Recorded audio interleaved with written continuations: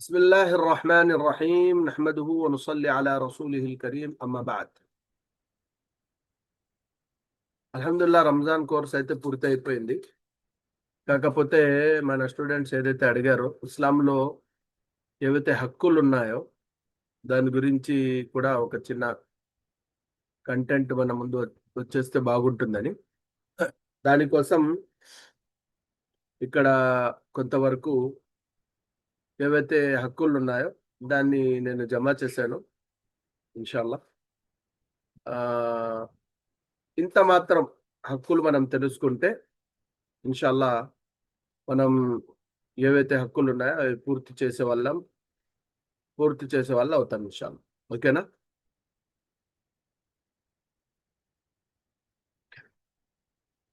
హక్కుల ప్రాముఖ్యత. ఇస్లాం మనిషికి అల్లాహ్ ఆరాధనతో పాటు ఇతరుల హక్కులను గౌరవించాలని నేర్పుతుంది. సరే, నేను చదవండి ఇక్కడ నుంచి. ఖురాన్, అల్లాహ్ను ఆరాధించండి మరియు ఆయనతో ఎవరిని భాగస్వామ్యం చేయవద్దు. తల్లిదండ్రులతో మంచిగా ప్రవర్తించండి. సూరా నిసా వర్స్ నంబర్ 36. ఇక్కడ ఏమంటే అల్లా తబారక్ తాలా రెండు విధాలైన హక్కుల్ని తెలియజేస్తున్నాడు. ఒకటి ఏంటంటే అల్లా యొక్క హక్కులు. అల్లా యొక్క హక్కుల్లో అతి ముఖ్యమైన హక్కు ఏంటంటే అల్లాని మాత్రం ఆరాధించడం, అతనితో ఎవరిని కూడా సాటి కల్పించకపోవడం. ఇది అల్లా యొక్క మొట్టమొదటి బేసిక్ హక్ అన్నమాట. ఓకేనా?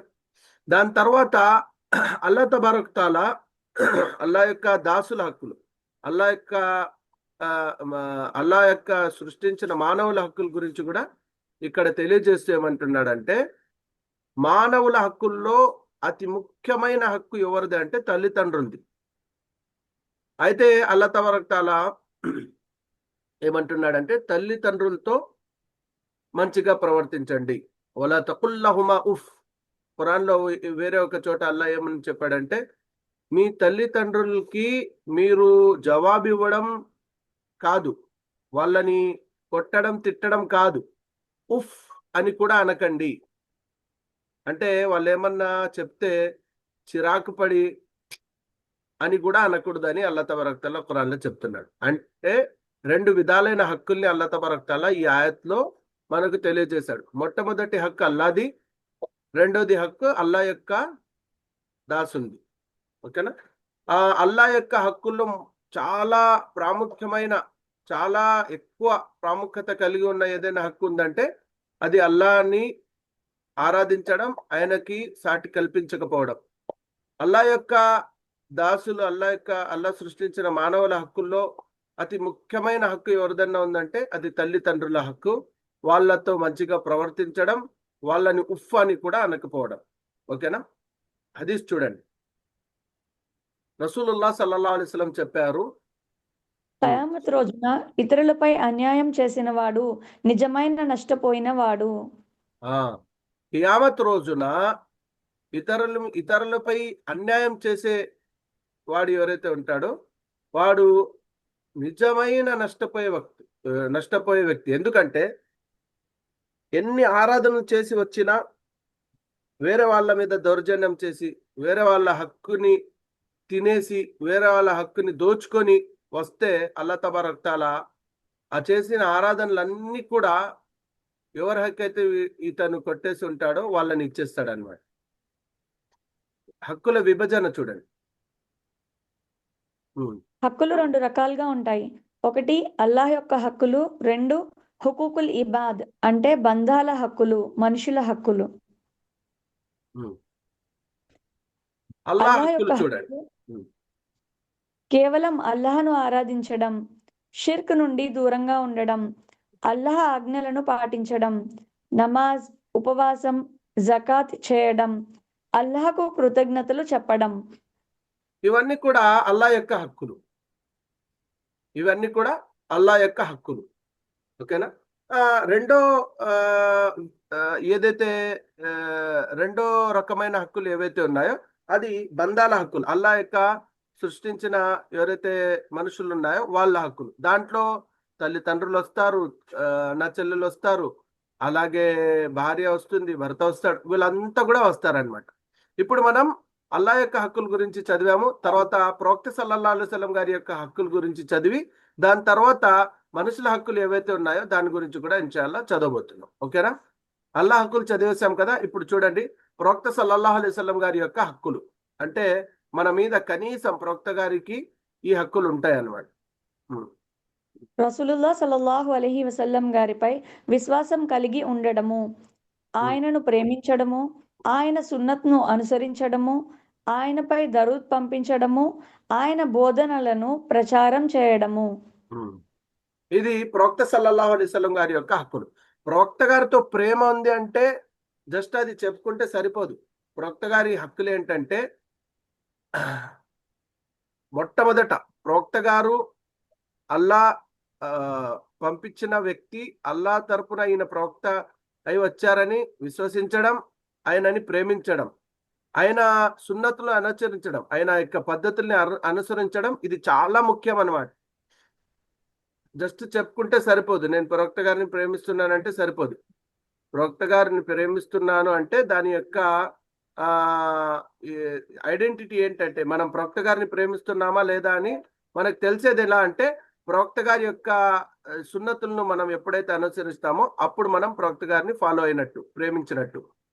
అలాగే ఆయనపై వీలైనంత వరకు దరూద్ పంపుతూ ఉండడం, ఆయన బోధనలు ఏవైతే ఉన్నాయో అది మనం అనుసరిస్తూ వేరే వాళ్ళని దాని గురించి చెప్పడం, ఇది ప్రవక్త గారి యొక్క హక్కులు. ఇప్పుడు ఖురాన్ హక్కులు చూడండి.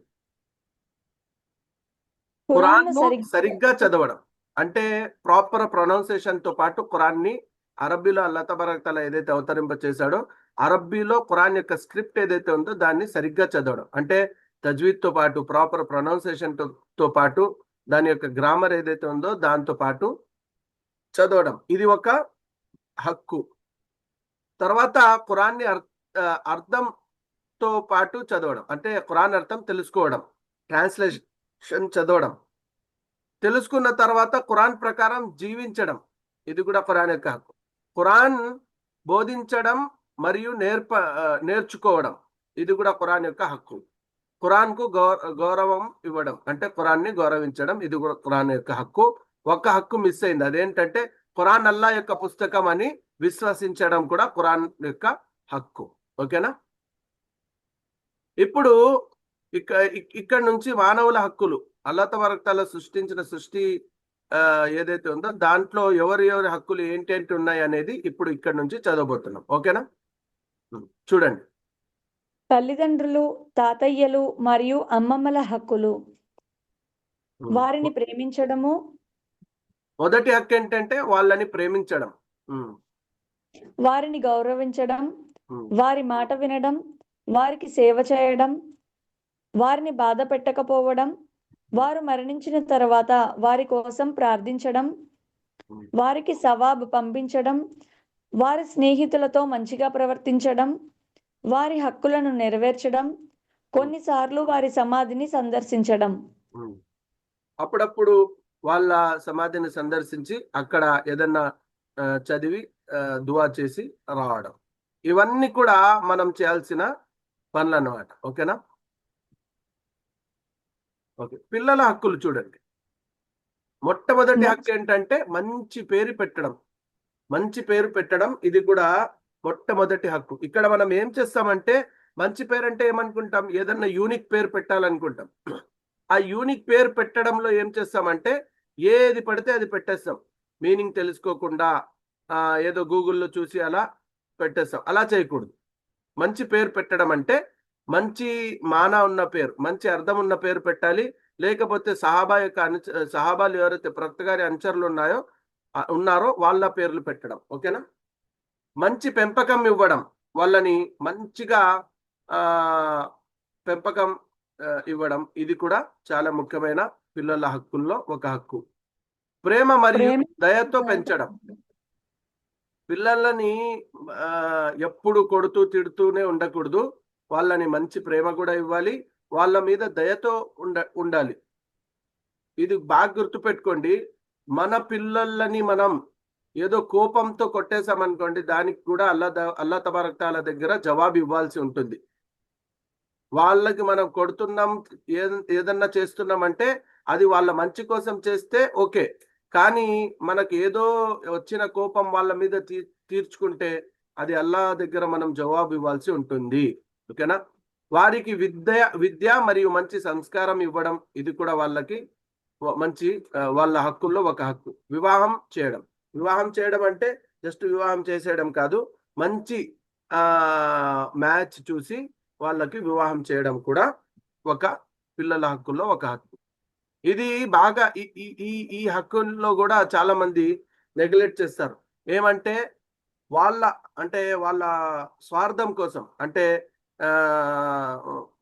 ఏమంటారు, ఆడు ఇన్కమ్ జనరేట్ చేసి ఇవ్వాలి అనుకుంటూ, అంటే మన స్వార్థాల కోసం పిల్లలని వయసు వచ్చేసిన పెళ్లి చేయకుండా వదిలేయడం, ఇది చాలా పెద్ద పాపం.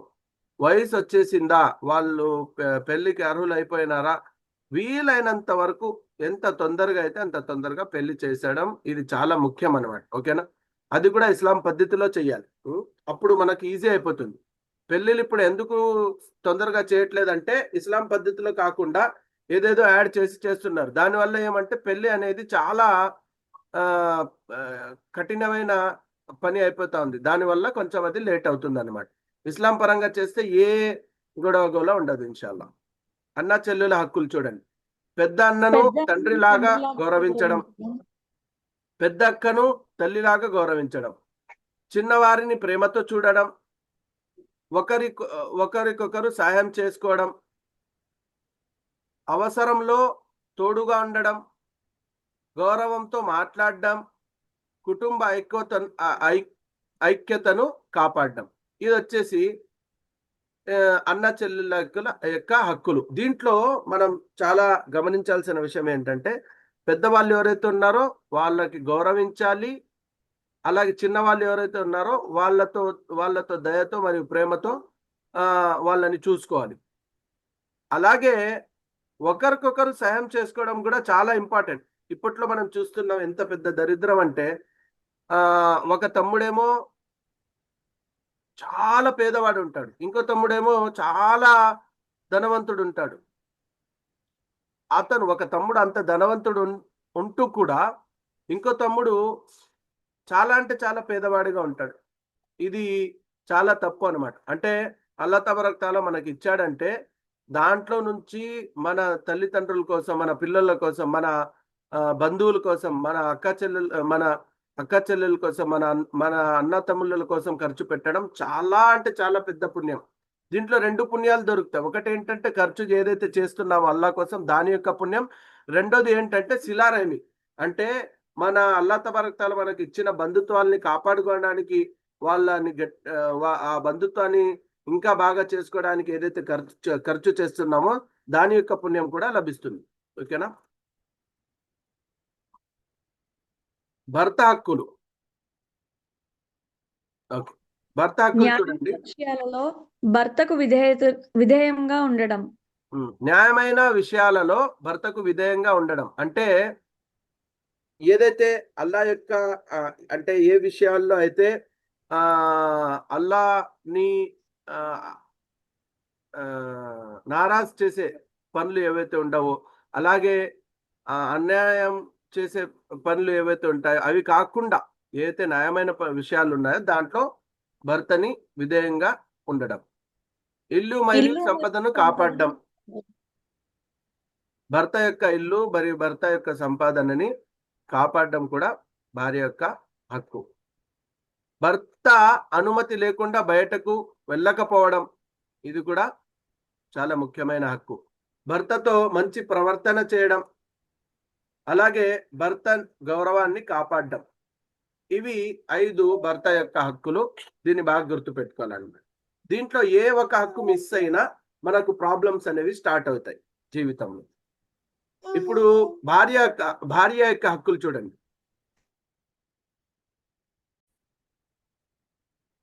ఇప్పుడు చూడండి భార్య హక్కులు. భార్యతో మంచి ప్రవర్తన చేయడం, ఆమెకు గౌరవం ఇవ్వడం, ఆహారం, వస్త్రం మరియు నివాసం కల్పించడం, ఇవన్నీ కూడా భర్తపై భార్య హక్కులని భార్య హక్కులు ఇవన్నీ ఉంటాయి అన్నమాట. ఆమెపై అన్యాయం చేయకపోవడం, ఆమె అవసరాలను గమనించడం, ఇవన్నీ కూడా భార్య యొక్క హక్కులు. దీంట్లో ఏ ఒక్క హక్కు తక్కువ చేసినా ప్రాబ్లమ్స్ అనేవి స్టార్ట్ అవుతాయి. దీంట్లో మొట్టమొదట ప్రాబ్లమ్స్ మనకి ఎక్కడొస్తాయంటే, భార్యని కొంతమంది సరిగ్గా ప్రవర్తించరు, అక్కడ ప్రాబ్లం వస్తుంది. కొంతమంది గౌరవించరు, కొంతమంది ఏవైతే వాళ్ళ యొక్క బాధ్యత ఉందో వాళ్ళని వాళ్ళ యొక్క మంచి నివాసం కల్పించడం, మంచి ఆహారం ఇవ్వడం, మంచి వస్త్రాలు ఇవ్వడం, అవి ఇవ్వకపోవడం వల్ల ప్రాబ్లమ్స్ వస్తాయి. అలాగే కొన్ని సమయాల్లో ఏంటంటే అన్యాయం జరుగుతూ కూడా చూస్తూ ఉండిపోతారు. తల్లి యొక్క హక్కు చాలా పెద్దది. కానీ తల్లి భార్య మీద దౌర్జన్యం చేస్తుందంటే దాన్ని ఆపడం, అలాగే న్యాయం ఎక్కడుందో అక్కడ నిలబడడం కూడా భర్త యొక్క హక్కు. ఇవి చూసుకుంటే ఇన్షాల్లా ఎటువంటి ప్రాబ్లమ్స్ అనేవి రావు. ఓకే. బంధువుల హక్కులు, వారితో మంచిగా ప్రవర్తించడం, వారిని కలవడం, అప్పుడప్పుడు వాళ్ళని కలుస్తూ ఉండాలి. వారి పరిస్థితి తెలుసుకోవడం, అవసరంలో సహాయం చేయడం, ఇవి మన బంధువులు ఎవరైతే ఉంటారో వాళ్ళ యొక్క హక్కులు. బంధువుల్లో తెలుసుకొని మంచి పరిస్థితుల్లో ఉన్న వాళ్ళైతే అల్హమ్దుల్లా. ఎవరైనా కొంచెం కష్టాల్లో ఉన్నారంటే మనకు వీలైనంత వరకు మనం సహాయం చేయాలి. గురువు మరియు షేక్ యొక్క హక్కులు. గురువు అంటే మనం ఎవరితో అయితే నేర్చుకుంటామో, ఎవరి దగ్గర అయితే మనం చదువుకుంటామో మన ఉస్తాద్, ఆయనకి గురువు అంటారు. షేక్ అంటే ఎవరి దగ్గర అయితే మనం అల్లాతో ఎలా దగ్గర అవ్వాలి అనేది నేర్చుకుంటామో వాళ్ళని షేక్ అంటారు. ఓకేనా?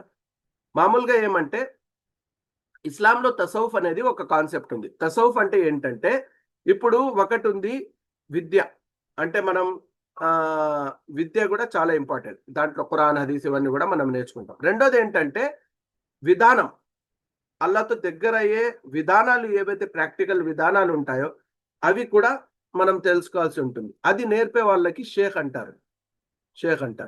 దానికోసమే ఇస్లాంలో తసౌఫ్ అని ఒక కాన్సెప్ట్ ఉంది. దాంట్లో ఏంటంటే ఎవరైతే అల్లా యొక్క వలీలు ఉంటారో, అంటే అల్లాకు బాగా దగ్గరైన వ్యక్తులు ఉంటారో వాళ్ళు మనకు నేర్పుతారనమాట. మనకు బయత్ ఇస్తారు. బయత్ అంటే వాళ్ళ వాళ్ళ దగ్గర మనం ప్రామిస్ చేస్తాం. ఏమని అంటే, మేము అల్లాహకు ఇష్టమైన జీవితం గడుపుతాము, దానికోసం మీరు ఏదైతే విధానాలు చూపుతారో, అంటే అల్లాహకి దగ్గర అయ్యే విధానాలు ఏవైతే మీరు చూపుతారో దాన్ని మనం ఫాలో చేస్తూ అల్లాహకి దగ్గర అవుతాం, పాపాల నుంచి మేము దూరంగా ఉంటామని మేము ప్రామిస్ చేస్తాం. ఆ ప్రామిస్ ని బయాత్ అంటారు. ఇది ప్రవక్త గారు కూడా చేశారు. ఖురాన్లో అల్లాహ్ తబారక్ తఆలా దీని గురించి ప్రస్తావన కూడా తీసుకొని వచ్చాడు. ఏంటంటే ప్రవక్త గారు దగ్గర ఆడవాళ్ళు వచ్చారు, మగవాళ్ళు వచ్చారు. వాళ్ళతో ప్రవక్త గారు బయత్ తీసుకున్నారు. ఏమని?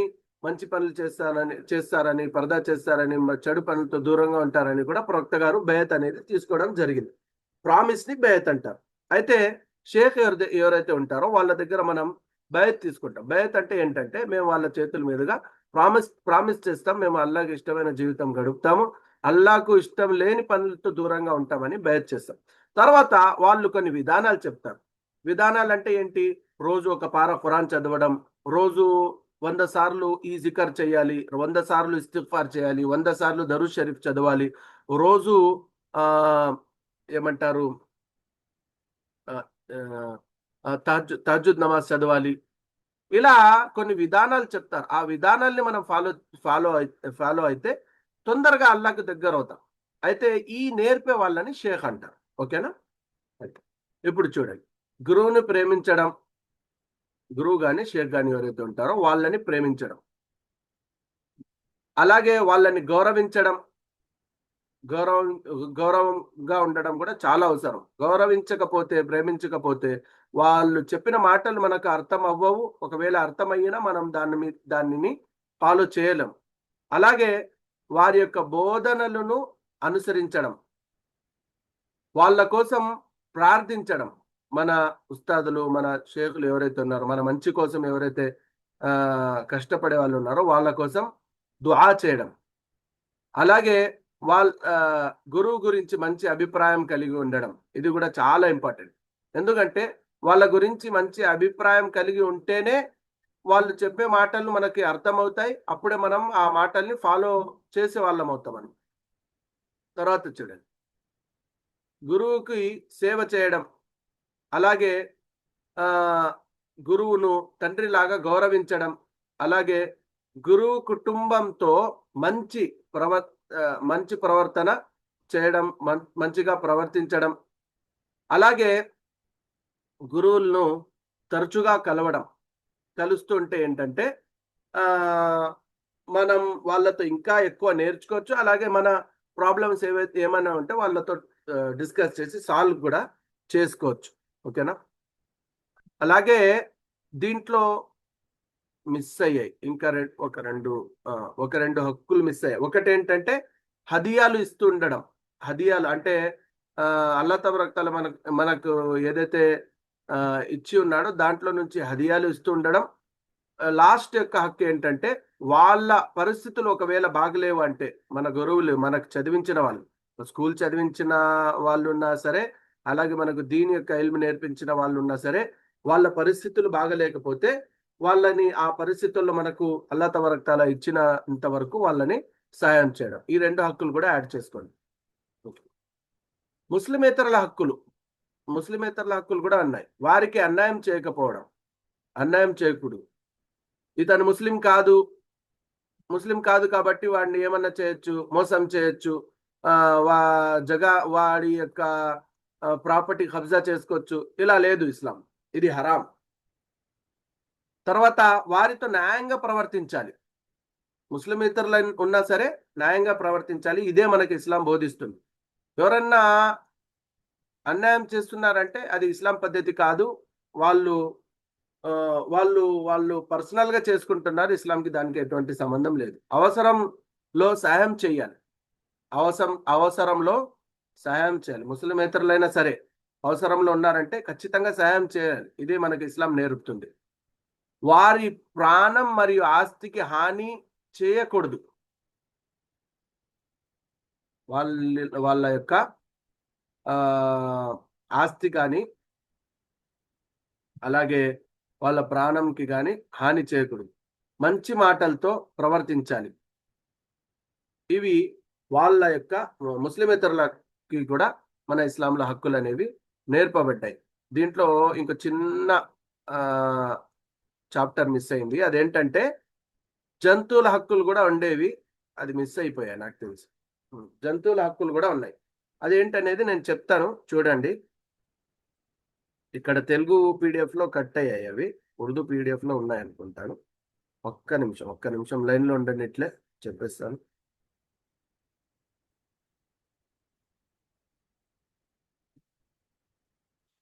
మిస్ అయ్యింది,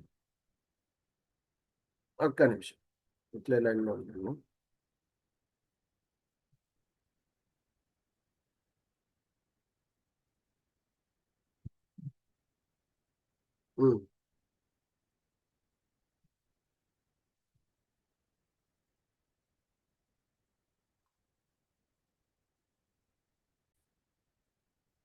ఓకే, చివర్లో ఏదైతే జంతువుల హక్కులు ఏవైతే మిస్ అయ్యాయో అవి నేను చెప్తాను, నోట్ చేసుకోండి. ఇస్లాంలో జంతువులకు కూడా హక్కులు అనేవి ఇవ్వడం జరిగాయి. దాంట్లో మొట్టమొదటి హక్కు ఏంటంటే జంతువులపై కరుణ చూపాలి. రెండో హక్కు ఏంటంటే వాటికి తిండి మరియు నీరు ఇవ్వాలి. మూడో హక్కు ఏంటంటే ఎలాంటి కారణం లేకుండా వాటిని బాధ పెట్టకూడదు. జంతువులే కదా, అవి మాట్లాడలేవని ఊరికనే కొట్టేయడం అలాంటివి కూడా చేయకూడదు. అలాగే నాలుగో హక్కు ఏంటంటే వాటి శక్తికి మించి పని లేదా బరువు వేయకూడదు. ఇప్పుడు జంతువులకి ట్రాన్స్పోర్ట్ కోసం కూడా యూజ్ చేస్తారు కదా, అయితే వాళ్ళ శక్తికి మించి బరువు వాళ్ళ మీద వేయకూడదు.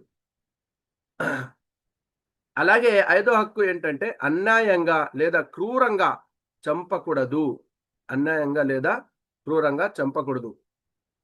ఆరో హక్కు ఏంటంటే జంతువును జబా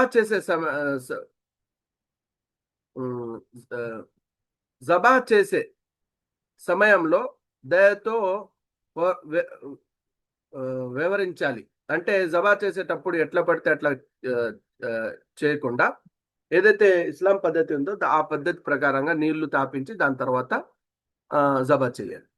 ఓకేనా? ఇవి జంతువుల యొక్క హక్కులు. ఇక్కడికి హక్కులు ఏదైతే ఉన్నాయో అవి బేసిక్స్ అంటే ఎక్కువ డీప్ వెళ్లకుండా ఒక ఈజీగా అర్థమయ్యేటట్టు ఇక్కడి వరకు నేను హక్కులు మీకు మీ ముందు పెట్టాను. అల్లాతో దువా చేయండి. అల్లా తబారక్ తఆలా మనల్ని ఈ హక్కుల్ని తెలుసుకొని దీన్ని పూర్తి చేసే భాగ్యం అల్లా తబారక్ తఆలా మనందరినీ కూడా ప్రసాదించుగాక. ఆమీన్.